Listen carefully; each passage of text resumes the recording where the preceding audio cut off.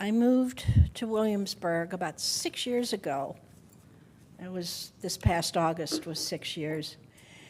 My husband Gordon had recently passed away, and I decided to move here. It's peaceful, it's calm, it's historic, and so as part of my life changes, a new chapter, I decided to find a church home.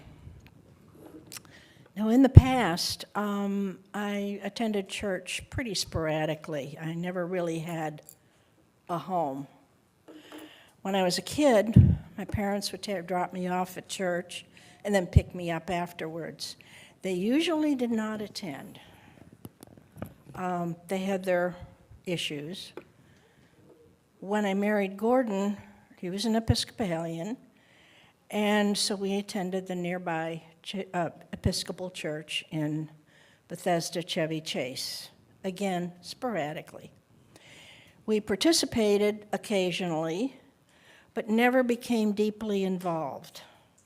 So for some very deep-seated reason, I began my search in Williamsburg with St. Martin's, and I came here one snowy December morning with my granddaughter Sarah in tow.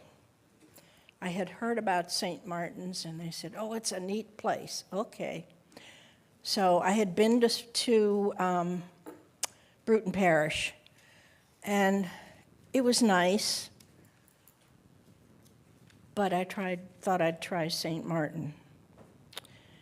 I was handed a program and greeted by several people, including Kathy Boyd, and she began to introduce me to everybody that she could grab, including Ted Lyman. I was starting to feel accepted. There were, one of the things that I liked about it is there were no debates about which zip code you lived in. There was, and probably still is, a big debate as to which zip code is the best zip code in Bethesda, Chevy Chase. Thank you very much. Oh, it would get a little weird, but anyway.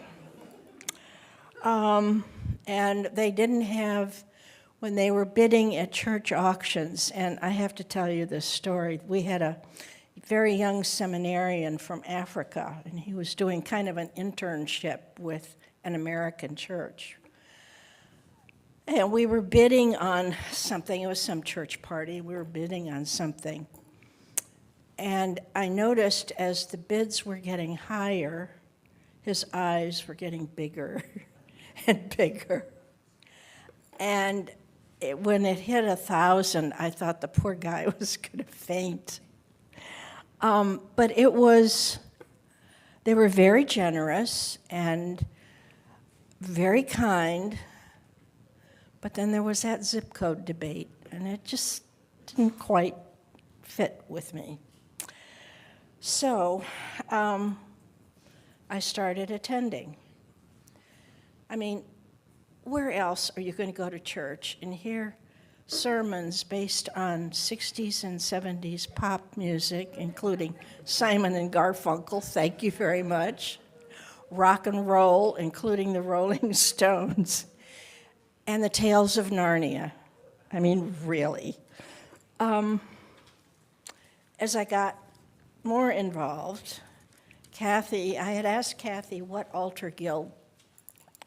Altar Guild, what went on. So she told me, and she said, you would do great. I got volunteered. You don't say no to Kathy. Later, it was just before she was leaving, before she was retiring, she came up to me and she has decided that I should run for vestry. So here I am. Needless to say, I accepted this new home. I also accepted some responsibilities. Altar Guild, vestry, pledging. Used to be pledging was for rich folks. No, it's for everybody. It forms the basis of our operating funds. It's our salary, if you will. When you go to work, you get a salary. You know how much that's going to be, so you can budget. Well, this is our salary. Now we can budget.